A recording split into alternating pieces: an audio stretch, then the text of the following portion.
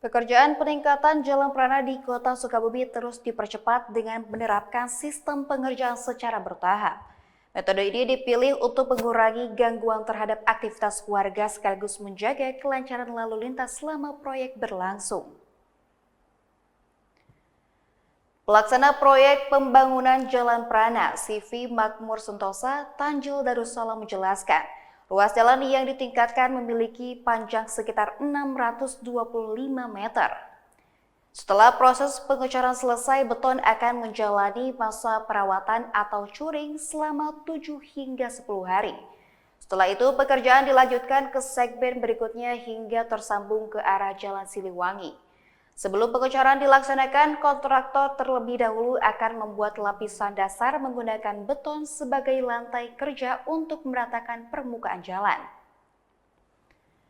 Selanjutnya dibangun struktur rigid beton FC25 dengan ketebalan 20 cm sesuai perencanaan teknis dari Dinas Pekerjaan Umum dan Tata Ruang Kota Sukabumi.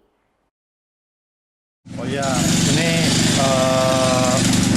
pekerjaan ruas jalan prana itu sepanjang 620 meter. Jadi kita kerjanya bertahap. Untuk tahap pertama kita dari mulai SDA 350 sampai 65 kita mulai dari situ.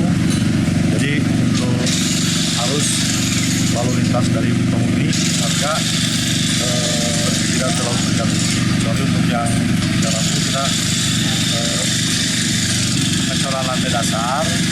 Dalam ini kita menggunakan FC10 dan untuk malam ini kita mau mengerjakan FC25-nya sepanjang 275 meter untuk tahap pertama.